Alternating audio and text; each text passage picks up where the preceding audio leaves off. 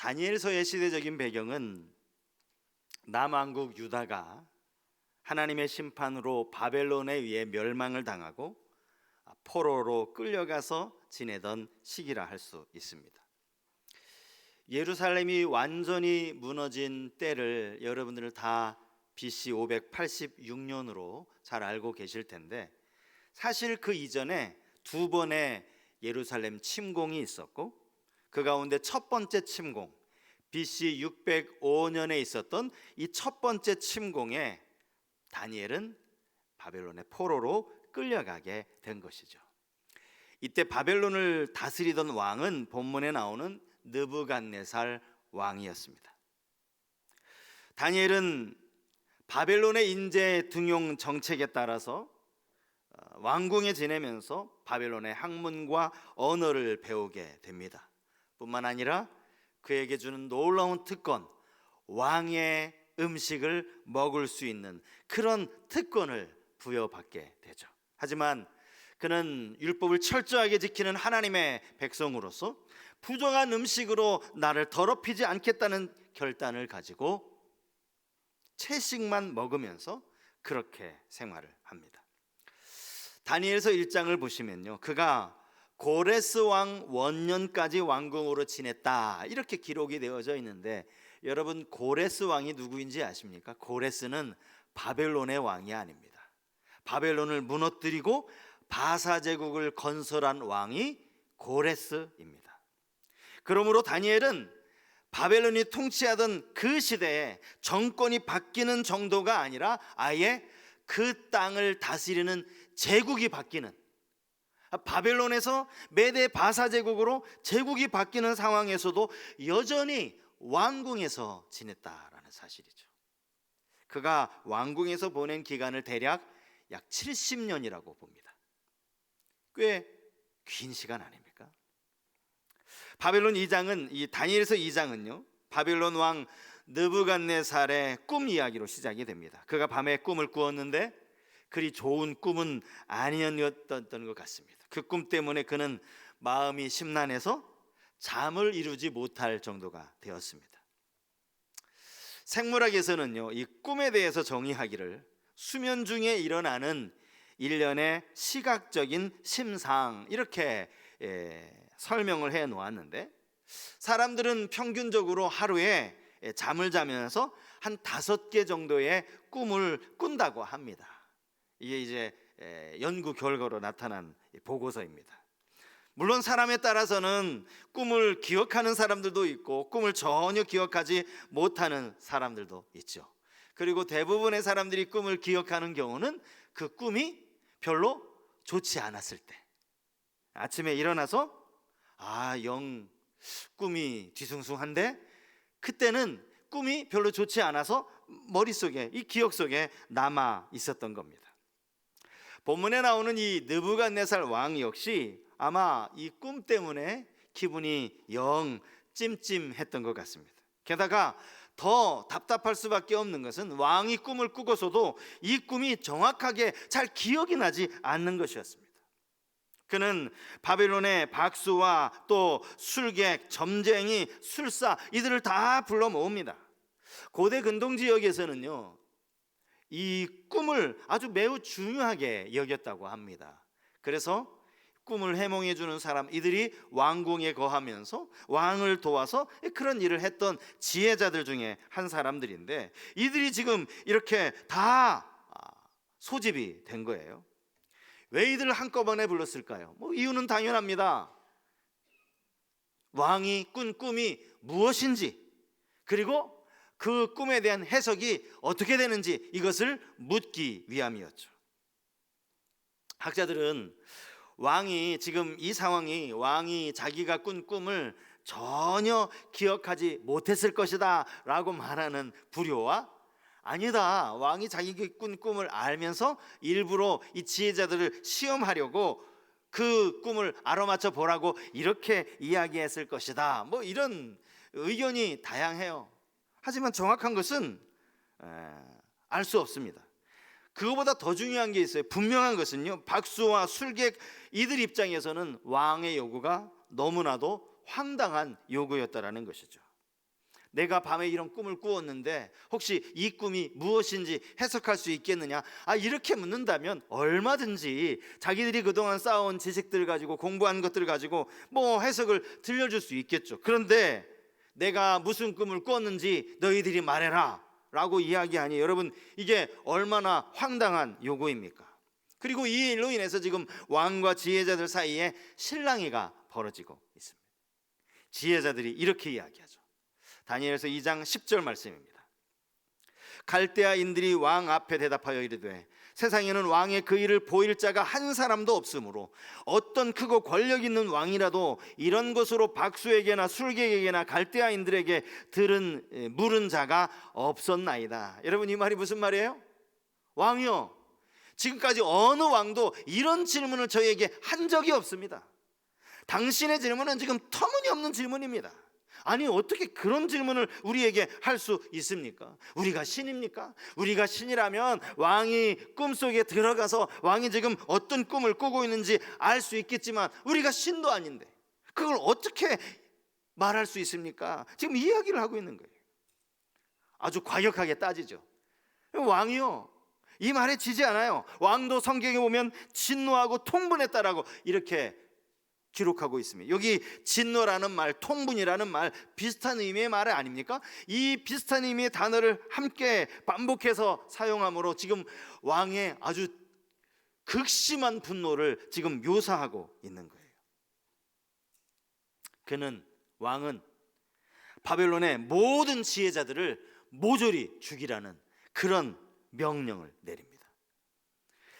여러분, 이 본문을 읽으면서 어떤 점을 여러분 느끼셨는지 모르겠습니다. 이거 느부갓네살 정말 황당한 사람이네. 이렇게 성격이 괴팍해서 이렇게 다혈질적인 사람이 어디에 있나? 이러니 그 밑에 신하들이 어떻게 배겨나겠나?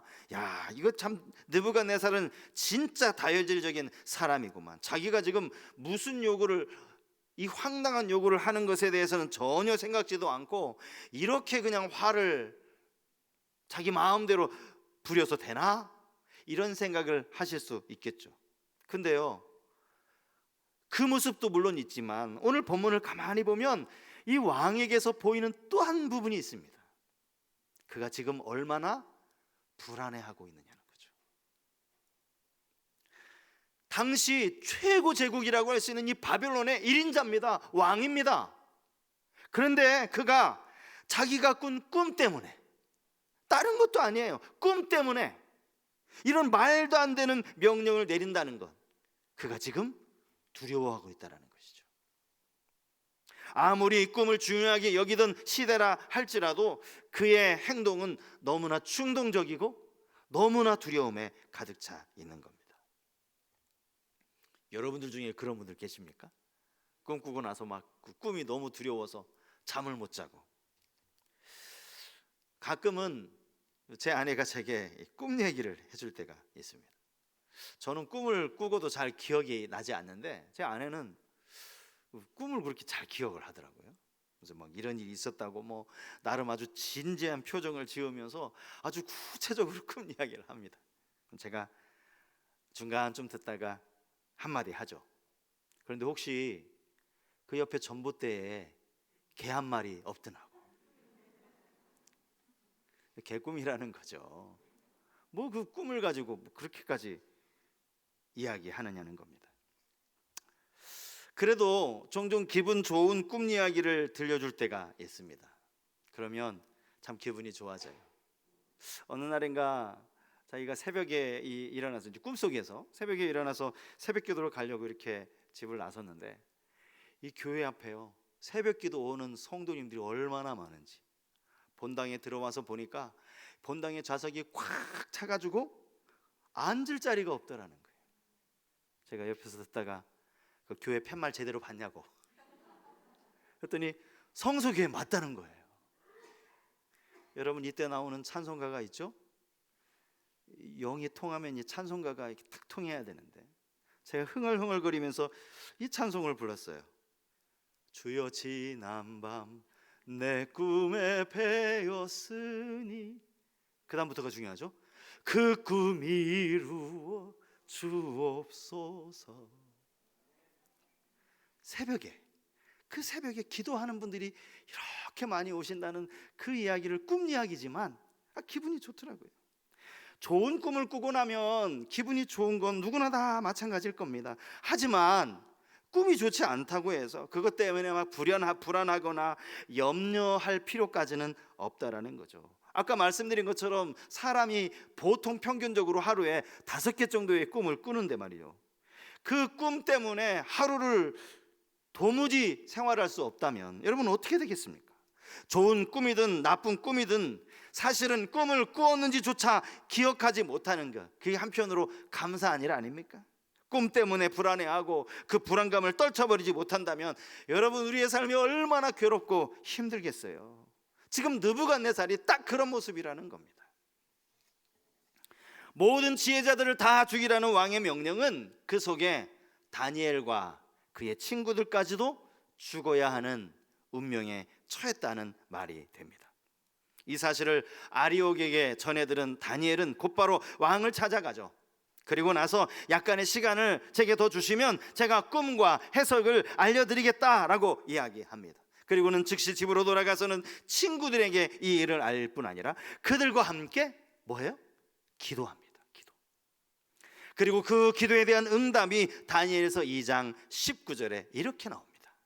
이에 이 은밀한 것이 밤의 환상으로 다니엘에게 나타나 보임에 다니엘이 하늘에 계신 하나님을 찬송하니라.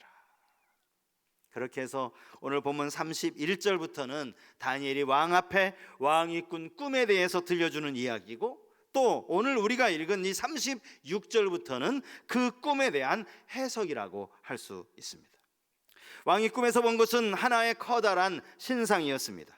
머리는 순금으로, 가슴과 두 팔은 은으로, 배와 넓적다리는 노스로, 종아리는 쇠로, 발은 쇠와 진흙으로 만들어진 신상 말입니다.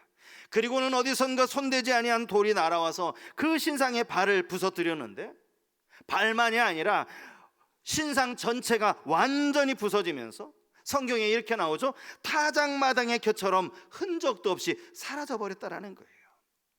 그리고 그 신상을 쳤던 돌은 하나 둘 쌓이더니 태산을 이루었고 온 세계에 가득하게 되더라. 이것이 왕이 꾼 꿈의 이야기입니다. 그리고 꿈에 대한 해석은 이것입니다. 꿈에 보았던 신상의 각 부위는 나라들을 의미하는 것으로, 금으로 된 머리는 지금 바벨론을 통치하는 느부갓네살을 의미하고, 그 다음에는 금보다 약한 은과 같은 나라, 세 번째는 놋과 같은 나라, 네 번째는 쇠와 같은 나라, 마지막 발가락, 쇠 같은 나라, 진흙 같은 나라를 의미하는데, 이들이 섞여 있기는 하지만 합하지는 않을 것이다, 이렇게 이야기합니다. 이 나라에 대한 해석을 아마 여러분들 들어보신 분들도 계실 텐데, 이것도 학자들마다 약간 조금씩 다릅니다. 중요한 것은 이 나라가 무슨 나라냐, 어느 나라냐라는 것보다 손대지 않은 돌이 날라와서 신상을 부서뜨렸다는 사실이죠. 그리고 이것이 하나님이 장래 행하실 일이라는 거예요. 그들을 다 부서뜨리고 영원히 망하지 않는 나라, 하나님이 세우시는 나라가 임할 것이라는, 이것이 꿈에 대한 해석입니다. 이렇게 다니엘의 해석을 들은 이 느부갓네살 왕은 갑자기 다니엘 앞에 엎드려 절했어요. 왕이 이 소년 다윗 앞에 엎드려 절한 거예요. 그리고 예물과 향품을 주라고 명령합니다. 그리고 나서 다니엘에게 한 말이 본문 47절 말씀인데, 우리 47절 말씀 다 같이 한번 읽어보겠습니다. 자, 47절 말씀입니다. 왕이 대답하여 다니엘에게 이르되 너희 하나님은 참으로 모든 신들의 신이시요 모든 왕의 주제시로다.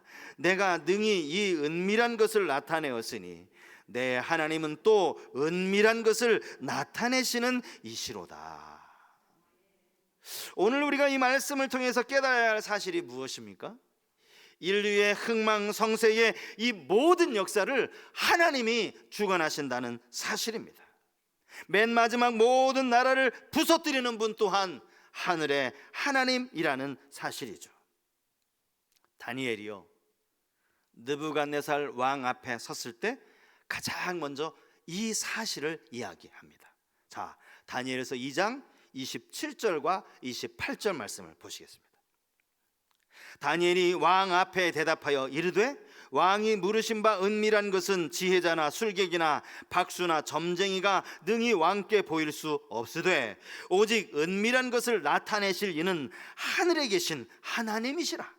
그가 느부갓네살 왕에게 후일에 될 일을 알게 하셨나이다. 왕의 꿈 곧 왕이 침상에서 머릿속으로 받은 환상은 이러하니이다.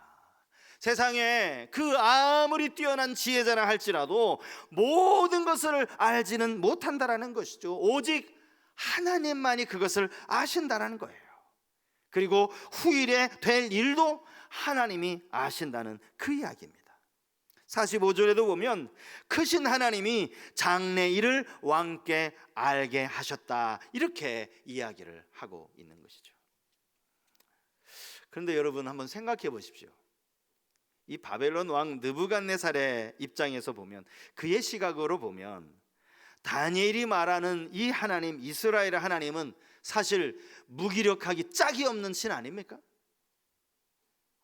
그렇게 크고 능력이 많은 신이라면 왜 이스라엘 백성들이 나라를 잃고 자기 나라에 이렇게 포로로 끌려와서 지내야만 하느냐고요. 솔로몬이 그렇게 아름답고 화려하게 지은 성전을 왜 지켜주지 못했느냐고요. 성전 하나님 앞에 제사하는 곳이라는 거 왕이 왜 모르겠어요? 아니, 자기 백성들이 자기에게 제사하겠다고 그렇게 지은 성전, 화려한 성전을 왜, 그것을 바벨론이 무너뜨리는데 그것을 왜 못 막았느냐고요. 그러니 하나님은, 이스라엘의 하나님은 정복자 바벨론 그 왕 느부갓네살 눈에 보기에 이게 얼마나 나약한 신입니까? 자기를 따르는, 자기를 경배하는 자기 백성들도 지켜주지 못한 그런 신 아니냐고요. 그럼에도 불구하고 다니엘의 고백이 이 느부갓네살 왕의 마음을 움직였던 것 같습니다. 사실요, 다니엘 입장도 마찬가지로 틀리지 않아요. 다니엘 입장에서 이스라엘의 하나님 여호와는 어떤 분입니까? 그는 느부갓네살이 생각한 것처럼 한없이 힘도 없는 나약한 왕이거나, 만약에 그게 아니라면 당신의 백성들이 범죄하였기로소니 그 백성들을 이렇게 모조리 다 진멸하시는, 아주 무섭게 진노하시는 잔혹한 그러한 신일 것입니다. 그런데 다니엘의 모습 속에 보면 그가 하나님을 원망하거나 하나님을 또 힘이 없는 신이라고 무시하거나 이런 모습은 찾아볼 수가 없어요. 다니엘은 오직 하나님을 높이고 있습니다. 그가 기도하면서 하나님으로부터 환상을 보게 되죠. 하나님이 보여주시는 그 환상을 통해서 그는 하나님을 이렇게 찬양합니다. 영원부터 영원까지 하나님의 이름을 찬송할 것은 지혜와 능력이 그에게 있음이로다. 다니엘 2장 21절 말씀을 계속 보시겠습니다. 그는 때와 계절을 바꾸시며 왕들을 패하시고 왕들을 세우시며 지혜자에게 지혜를 주시고 총명한 자에게 지식을 주시는도다. 다니엘이요, 지금 하나님을 찬양하는 것이 23절까지 계속 이어지고 있어요. 여러분, 이 찬양을 들으면 지금 다니엘이 나라를 잃고 바벨론의 포로로 끌려온 사람인지, 곧 바벨론 왕의 명령에 따라 자기가 죽을 것을 아는 사람인지 도무지 분간이 되지 않아요. 이렇게 찬양할 수가 있는가? 오늘 이 다니엘의 모습을 통해서 우리 사랑하는 성도님들 도전받는 그런 은혜가 있기를 축복합니다. 여러분, 신앙은 당장 우리 눈에 보이는 것에 집중하는 게 아닙니다. 내 눈에 보이는 것만 보는 거, 여러분, 그건 온전한 신앙이 아니에요. 보이지 않는 것을 볼 수 있는 것이 진정한 신앙입니다. 바울은 고린도후서 4장 18절에서 이렇게 이야기했습니다. 우리가 주목하는 것은 보이는 것이 아니요 보이지 않는 것이니, 보이는 것은 잠깐이요 보이지 않는 것은 영원함이라. 우리가 눈에 보이는 거 이게 잠깐이라고요. 잠깐. 보이지 않는 것이야말로 영원한 것이라고요. 하지만 세상은 자꾸 우리 눈에 보이는 것이 전부라고 우리에게 속삭입니다. 네 눈앞에 보이는 이게 다라고, 이게 전부라고 그렇게 이야기합니다. 이게 마귀의 속삭임입니다. 여러분, 다니엘의 눈에 지금 뭐가 보였습니까? 그의 육신의 눈에 뭐가 보였습니까? 저 멀리 무너진 예루살렘이 보였습니다. 유다는 보이지도 않고 자기가 지금 거하고 있는 갈대아의 그 화려한 문명이 보였을 겁니다. 왕만이 먹을 수 있는 맛있는 산의 진미가 보였을 겁니다. 여기에서 내가 조금만 더 인정받으면, 왕의 총애를 받으면 이 바벨론에서도 출세할 수 있는 그 길이 보였을 겁니다. 하지만 그는 한 번도 하나님을 향한, 보이지 않는 하나님을 향한 시선을 놓지 않았다는 이 사실이 중요해요. 이 사실이. 그래서 그의 신앙 고백이 이 느부갓네살 왕에게까지 옮겨간 것 아닙니까? 여러분, 바벨론 왕의 느부갓네살이 여호와 하나님에 대해 뭐라고 고백했다고요? 그 이렇게 고백해요. 모든 신들의 신이라고. 모든 신들의 신, 모든 왕의 주제라고. 이게 바벨론 왕 느부갓네살의 고백이라고. 여러분, 바벨론 제국에도 그들이 섬기는 신이 있지 않았겠습니까? 절대 여호와 하나님은 아니거든요. 그런데 그는 지금 다니엘의 하나님을 높이고 있는 겁니다. 자기 백성을 구원하지도 못하는 무기력한 신이 아닙니다. 모든 신들 위에 위대한 신이라고 그렇게 고백하는 거예요. 코로나를 지나면서 교회가 많이 위축된 것은 사실입니다. 복음을 전하는 것이 이전에도 쉽지는 않았지만 이제 더 많이 힘들어졌다라고 그렇게 이야기를 합니다. 여러분, 우리가 여기서 생각해 봐야 돼요. 그러면 과연 지금 우리가 사는 이 시대가 다니엘이 살던 그 시대와 어떤가 말이죠. 다니엘이 살던 시대는요, 하나님을 섬기는 이스라엘 나라가 아예 바벨론에 의해서 무너지고 말았어요. 멸망을 당했습니다. 성전은 무너졌고 예루살렘이 아니라 그들은 지금 바벨론의 포로로 끌려와 있습니다. 지금 우리가 살고 있는 이 사회가 다니엘이 살던 그 사회만큼 절망적입니까? 그렇지 않다라는 거죠. 중요한 것은 눈에 보이는 게 아니에요. 우리의 마음속에 가지는 확신이라고요. 다니엘이 가졌던 그 확신 말입니다. 당시 가장 강력한 제국 바벨론, 그 바벨론 제국도 하나님이 세우시고 하나님이 멸하실 것이라는 이런 확신 말이죠. 온 우주를 하나님이 다스리신다는 이런 확신 말입니다. 그래서 본문 37절에 다니엘은 왕에게 이렇게 이야기합니다. 왕이여, 왕은 여러 왕들 중에 왕이시라. 하늘의 하나님이 나라와 권세와 능력과 영광을 왕에게 주셨고, 자기가 왕 중에 왕이 된 것이 하나님이 주셨기 때문이라는 거예요. 주가 하늘의 하나님이에요. 하나님이 당신 세워준 줄 알라고 이렇게 얘기하는 거예요. 지금 그가 비록 모든 것을 다스리시는 이 금머리지만 하나님이 그러한 능력을 그에게 주셨다라는 것이죠. 그 이후에 일어날 나라들도 다 마찬가지예요. 결국은 하나님이 세우시고 하나님이 멸하시고 모든 것이 하나님의 주권에 달려있다라고 그렇게 고백하는 거예요. 결국 왕의 꿈에서 결정적인 장면이 무엇입니까? 손대지 않은 돌, 뜨인 돌이라고 말하죠. 사람이 손으로 일부러 캐낸 돌이 아니에요. 그 돌이 이 신상을 완전히 부서뜨리는 겁니다. 겨와 같이 다 바람에 날려버리고, 그것으로 끝이 아니라 이 돌이 태산을 이루는 것이고 온 세상에 가득하게 되는 겁니다. 이게 바로 하나님이 세우시는 나라라는 거예요. 돌이 태산을 이루게 되는 나라, 여러분, 이것은 예수 그리스도를 통해 이 땅에 이루어질 하나님의 나라입니다. 믿습니까? 마태복음 21장 42절에서 주님이 친히 이렇게 말씀을 하셨어요. 예수께서 이르시되 너희가 성경에 건축자들이 버린 돌이 모퉁이의 머릿돌이 되었나니 이것은 주로 말미암아 된 것이요 우리 눈에 기이하도다 함을 읽어본 일이 없느냐. 구약에 이런 말씀이 있거든요. 건축자의 버린 돌이 예수 그리스도라는 겁니다. 아시는 것처럼 구약은 미래에 나타날 일에 대한 예언의 말씀이라면 신약은 그 말씀이 성취된 것을 기록하고 있는 것 아닙니까? 이미 예수 그리스도께서 오심으로 그분의 나라가 이 땅에 도래했다라는 거예요. 오늘 우리가 예수 그리스도를 믿음으로 하나님 나라 백성이 되었다라는 사실입니다.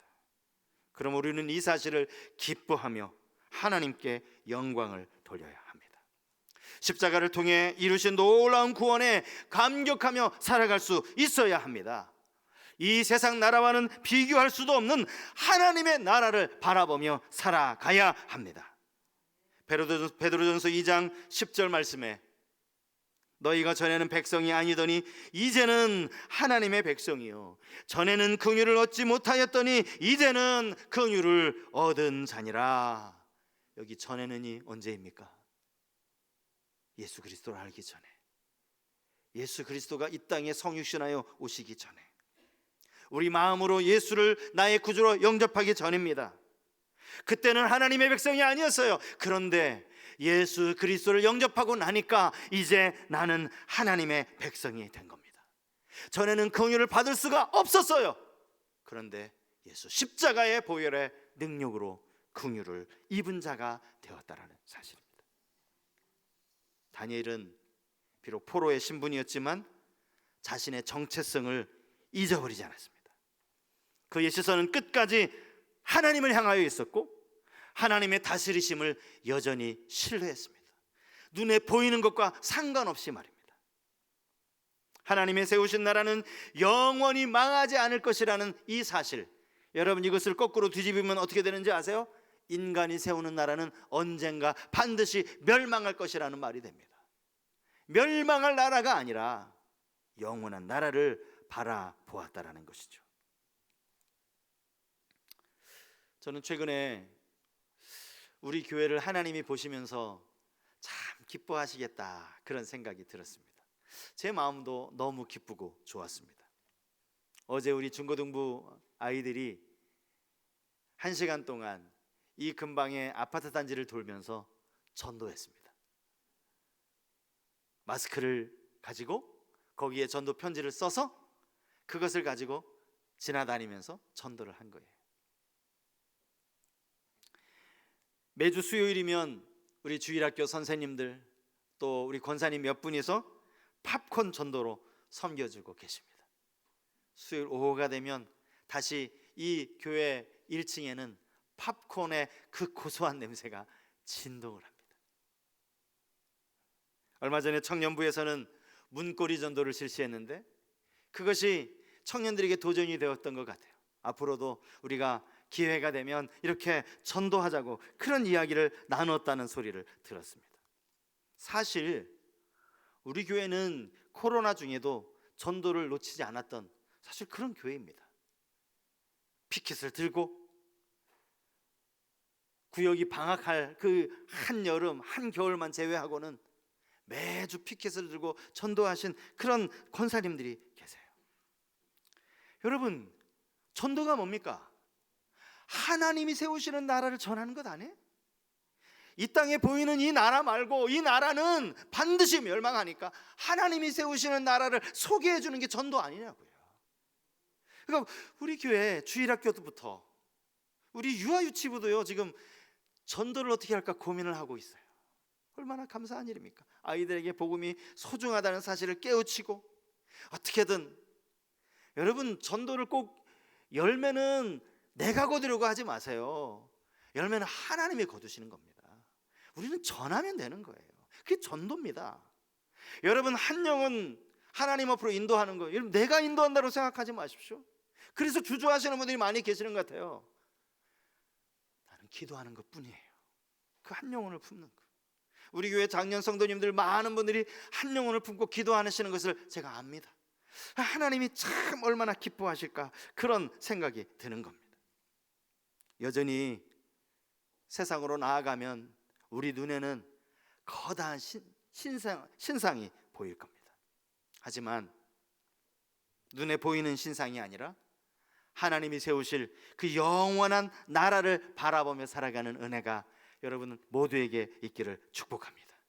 이미 우리를 하나님 나라 백성으로 삼아주셨으니 하나님께 감사할 뿐만 아니라 끝까지 그 나라 백성답게 살아가는 우리 성도님들 다 되실 수 있기를 주님의 이름으로 축복합니다.